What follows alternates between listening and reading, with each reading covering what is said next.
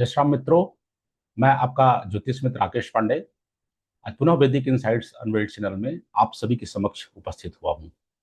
तो साथियों, हम लोग आयु के बारे में अध्ययन कर रहे थे। तो जब भी हमारे सामने ये प्रश्न आए कि जातक की आयु कैसी होगी, तो हमें सबसे पहले लग्न को देखना चाहिए, क्योंकि लग्न पर किस प्रकार के ग्रहों का प्रभाव है और लग्नेश की कैसी स्थिति है, यह देखना बहुत आवश्यक है।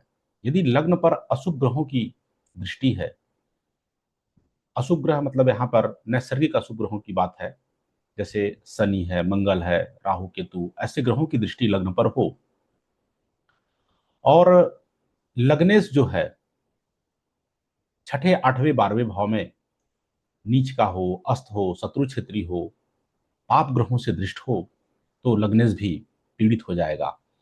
तो लग्न और लग्नेश यदि दोनों पीड़ित हैं, तो ऐसे जातक की आयु बहुत अच्छी नहीं हो सकती है। इसलिए आयु विचार करते समय सबसे पहले लग्न और लग्नेश की स्थिति को देखना अति अनिवार्य है।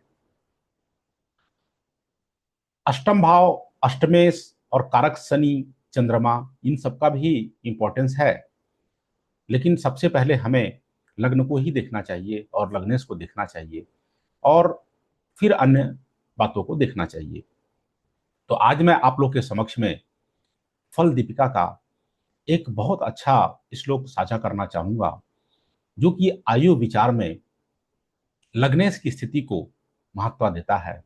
यह श्लोक यह बताना चाहता है कि जब भी हम आयु का विचार करें, तो लग्नेश को जरूर देखें, लग्नेश की स्थिति को जरूर देखें, लग्नेश पर पड़ने वाले शुभ और अशुभ प्रभाव को देखें। यदि लग्नेश पर शुभ प्रभाव है, शुभ ग्रहों से दृष्ट है, तो जातक की लंबी आयु होगी, और लग्नेश अशुभ ग्रहों से दृष्ट है, अशुभ ग्रहों के साथ है, तो जातक की अच्छी आयु नहीं हो पाएगी।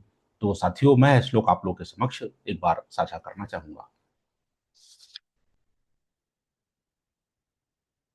लग्नाधिपो अति बलवान शुभैर अशुभैर दृष्ट, कि लग्न का जो स्वामी है अति बलवान हो। तो लग्न का स्वामी कैसे बलवान होगा साथियों? तो लग्नेश लग्न में बैठा हो, लग्नेश केंद्र त्रिकोण में बैठा हो, उच्च राशि का, स्वराशि का, मित्र राशि में बैठा हो कहीं पे, तो लग्नेश बलवान होगा। और साथ में शुभ ग्रहों से दृष्ट हो, तब भी लग्नेश बलवान होगा। लेकिन अशुभ ग्रहों से दृष्ट नहीं होना चाहिए। साफ साफ बोल रहा है कि बलवान तो हो, लेकिन अशुभ ग्रहों से दृष्ट ना हो। कई बार ग्रह बलवान होता है, षडबल में अच्छा बली दिखता है, लेकिन अशुभ ग्रहों से दृष्ट होने के कारण फिर उसकी आयु उतनी अच्छी नहीं कह सकते हैं। तो लग्नेश को कहाँ स्थित होना चाहिए? केंद्र में स्थित हो, त्रिकोण में स्थित हो, केंद्र स्थित शुभ खगैर वलोक्यमान। तो यहाँ पर त्रिकोण की चर्चा नहीं है इस श्लोक में, लेकिन त्रिकोण में भी बैठना लग्नेश के लिए अच्छा है। और इस श्लोक में बताया गया कि केंद्र में लग्नेश यदि बैठा हो तो बहुत अच्छा है। और कैसा हो? शुभ खगैर वलोक्यमान, शुभ ग्रहों से दृष्ट होना चाहिए। तो शुभ ग्रह यहाँ पर नैसर्गिक शुभ ग्रहों से दृष्ट होना चाहिए, जैसे गुरु हो गए, शुक्र हो गए, पक्ष बली चंद्रमा हो गया, और शुभ बुध हो गए। इनसे यदि दृष्ट हो, दो या दो से अधिक से दृष्ट हो, तो बहुत अच्छा है, या कम से कम एक भी शुभ ग्रह से दृष्ट हो तो अच्छा है।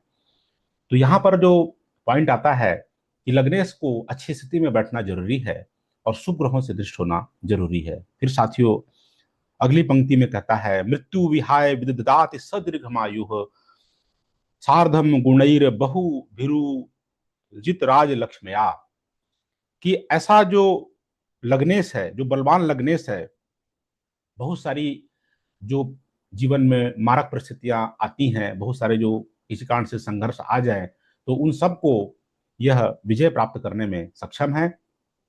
और दीर्घायु के साथ साथ मान सम्मान और बहुत सारे गुण जातक में होते हैं, और वह लक्ष्मी उसको बहुत अच्छी मिलती हैं।